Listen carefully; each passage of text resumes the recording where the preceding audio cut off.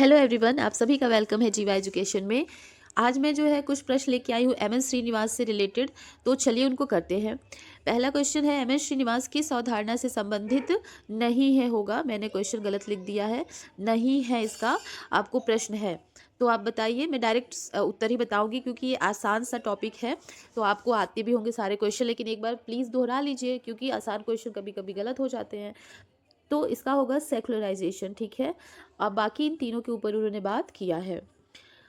इसका डिटेल में देख लीजिए। संस्कृतिकरण वह प्रक्रिया है जिसमें निम्न जातियां उच्च जातियों, जिनको द्विज जाति, प्रभु जाति, डोमिनेंट कास्ट भी कहते हैं, उनकी जीवन शैली, रीति रिवाज और संस्कार अपनाकर अपनी सामाजिक स्थिति में सुधार करने का प्रयास करती है।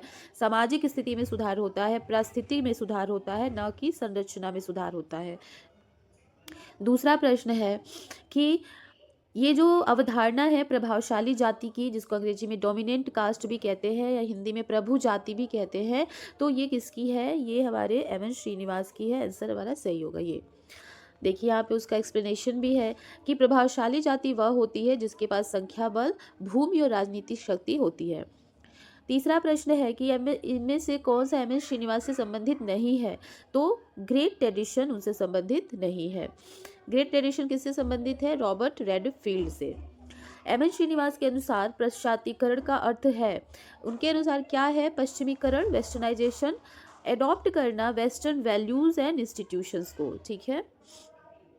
अगला है पांचवा, एम एन श्रीनिवास किस पद्धति से जुड़े हैं? तो वो संरचनात्मक प्रकारवादी पद्धति से जुड़े हैं। स्ट्रक्चरल फंक्शनल अप्रोच इनका है, फील्ड वर्क भी करते हैं ये दोनों अप्रोच के लिए जाने जाते हैं।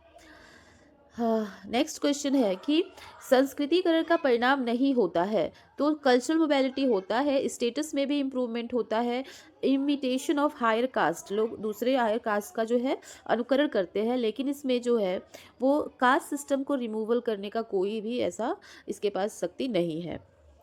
Sanskritisation change position with in caste system, not a system it self. तो ये छोटा सा नोट्स भी है। अगला क्वेश्चन है कि प्रभावशाली जाति की अवधारणा स्पष्ट करती है, क्या स्पष्ट करती है? तो ये स्पष्ट करती है रूरल पावर स्ट्रक्चर, ग्रामीण शक्ति संरचना। अगला प्रश्न लेते हैं, वो है आठवां। असर्शन है कि sanskritization is a process of social mobility, it involves imitation of upper caste practices. तो क्या आपको बताना है दोनों सही है या एक सही है एक गलत है? तो ये भी सही है और ये भी सही है। तो ऑप्शन आपको पता ही है कि हाँ, ये एक प्रोसेस है जिसमें सामाजिक गतिशीलता होती है और प्रैक्टिस किया जाता है अपर कास्ट की। और लेकिन ये अपर कास्ट जो होता है ना, डोमिनेंट कास्ट या प्रभु जाति या फिर इसको जो भी कहा है इन्होंने प्रभावशाली जातियाँ, तो ये जाति पर्टिकुलर बनता है उसकी संख्या, उसके पास जो पावर है, उसके पास जो भूमि है, एजुकेशन है, उसके बेस पे वो कोई भी जाति हो सकती है, सिर्फ ब्राह्मण और क्षत्रिय ही नहीं हो सकते हैं। क्वेश्चन 9 देखते हैं। Sanskritization result in social mobility, बिल्कुल। It destroy the caste system, नहीं, ये डिस्ट्रॉय नहीं करती है कास्ट सिस्टम को। तो ए ट्रू है बट आर जो है इसका फॉल्स होगा। चलिए इसको मैंने शॉर्ट में यहाँ पे लिख दिया है याद करने के लिए। संस्कृताइजेशन मॉडर्नाइजेशन नहीं है। डोमिनेंट कास्ट सिर्फ ब्राह्मण कास्ट नहीं है। संस्कृताइजेशन रिमूव कास्ट, बिल्कुल नहीं। संस्कृताइजेशन क्या है? कल्चरल मोबिलिटी है, सोशल मोबिलिटी है, स्टेटस में चेंज आता है।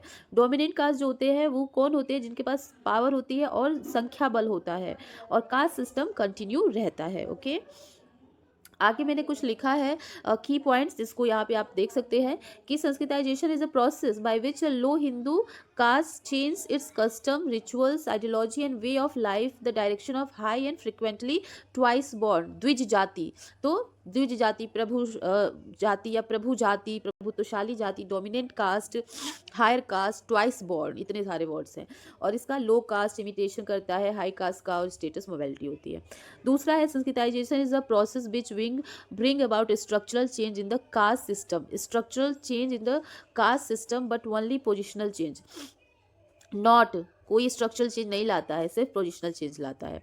और वो जाति जो है व्यवस्था रिमेन रहती है वैसी की वैसी है। और यहाँ हमने बात कर ही ली है कि वो कास्ट जो है डोमिनेंट कास्ट कहलाते हैं, जिनके पास न्यूमेरिकल स्ट्रेंथ, लैंड और पॉलिटिकल पावर, इस तरह की कुछ चीज़ें होती हैं। तो एम एन श्रीनिवास का ये संस्कृतिकरण का अवधारणा था। इस पर कुछ क्वेश्चन, ये सारे PYQ हैं। तो अच्छा लगे तो थैंक यू, और सजेस्ट कर सकते हैं आपको जिस भी टॉपिक पे वीडियो या क्वेश्चन चाहिए हो।